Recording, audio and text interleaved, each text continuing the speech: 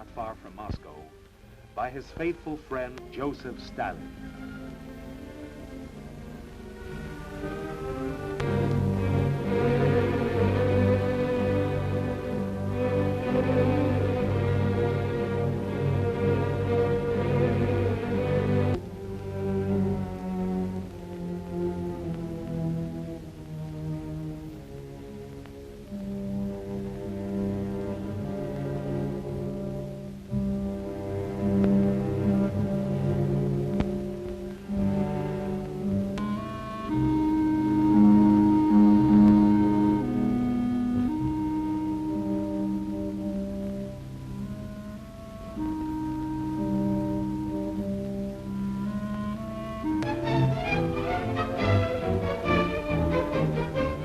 Lenin's behest has been carried out in life by the great Stalinist program of construction.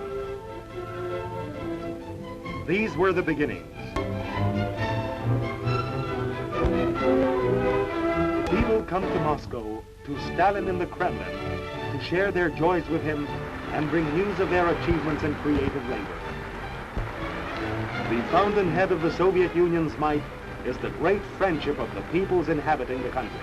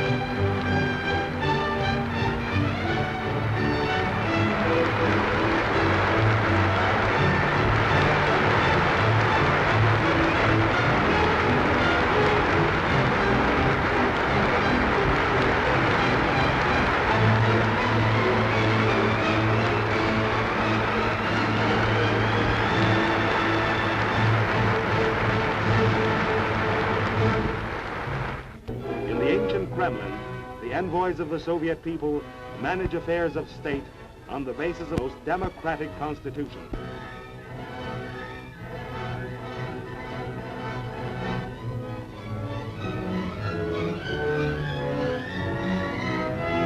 At the helm of the ship of state, at an election meeting in 1937, Stalin described what a deputy, servant of the people, must be like.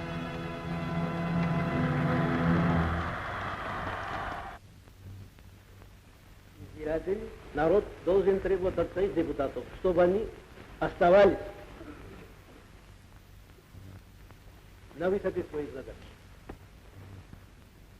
чтобы они в своей работе не спускались до уровня политических обывателей, чтобы они оставались на посту политических деятелей ленинского типа. The electors, the people, must demand that their deputies should remain equal to their tasks, that in their work they should not sink to the level of political Philistines, that in their posts they should remain political figures of the Lenin type, that as public figures they should be as clear and definite as Lenin was.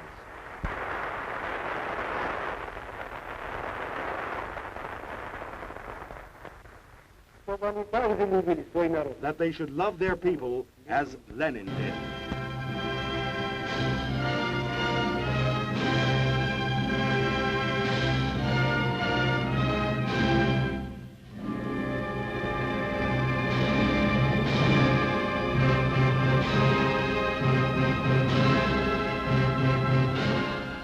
This is how we knew him, this is how we remember him, and this is the way he will live down the ages.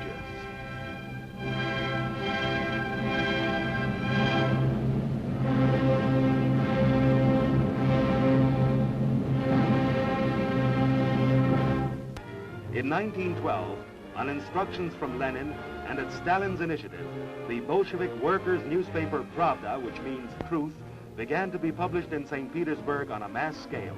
The paper was guided by Stalin and Molotov. Pravda's appearance came at a time of a fresh revolutionary upsurge in the country. The Lena shooting was the cause of the revolutionary mood of the masses turning into a revolutionary upsurge of the masses, Lenin said at the time. Lenin wrote for the Pravda almost every day.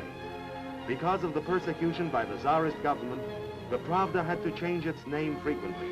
But to the workers, it always remained Pravda, the truth. After the Prague conference of the party, Lenin settled in Krakow in order to be closer to Russia. In February 1917, Lenin's brilliant prophecy came true. The front of imperialism was first broken through in Russia. The empire of the Romanovs tottered and crashed.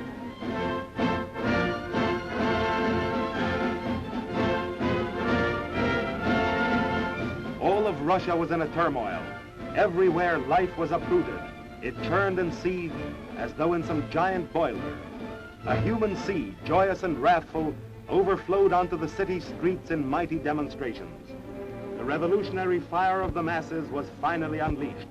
But Lenin warned that this was not yet the complete victory of the revolution.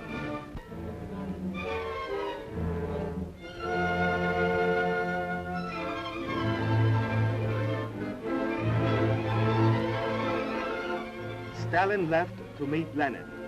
Their first talk took place in a railway coach. Straight from the train, Lenin went out to the people massed on the square. He mounted an armored car and addressed the people with words that opened a new era in the history of mankind. Revolution. From this building, Lenin and Stalin led the uprising. Lenin was born for revolutions, wrote Stalin. In the days of revolutionary changes, he blossomed out, as it were. The first steps of the Red Army were extremely hard.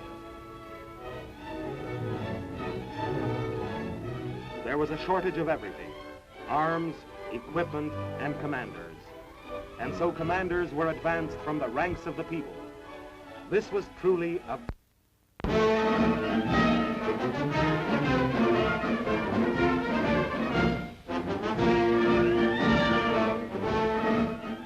Those first modest holidays to which Lenin was a witness are unforgettable.